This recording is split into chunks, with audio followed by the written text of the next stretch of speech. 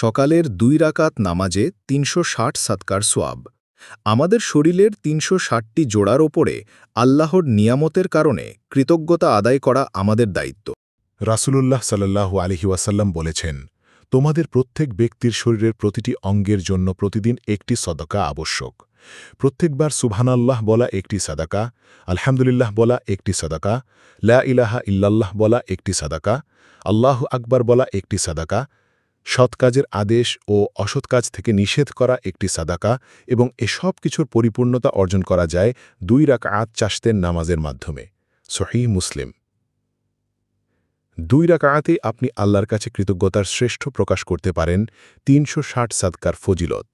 এটি নফল নামাজ। আবু হুরায়রা রাদিয়াল্লাহু আনহু বলেন, আমার প্রিয়তম নবী সাল্লাল্লাহু আলাইহি ওয়াসাল্লাম আমাকে 3টি বিষয়ের নির্দেশ দিয়েছেন। তার মধ্যে একটি হচ্ছে প্রতিদিন চাশতের 2 রাকাত নামাজ পড়া। সহিহ মুসলিম। সূর্য উদয়ের পর থেকে শুরু হয়, জোহরের সময় শুরু হওয়ার আগ পর্যন্ত আদায় করা যায়।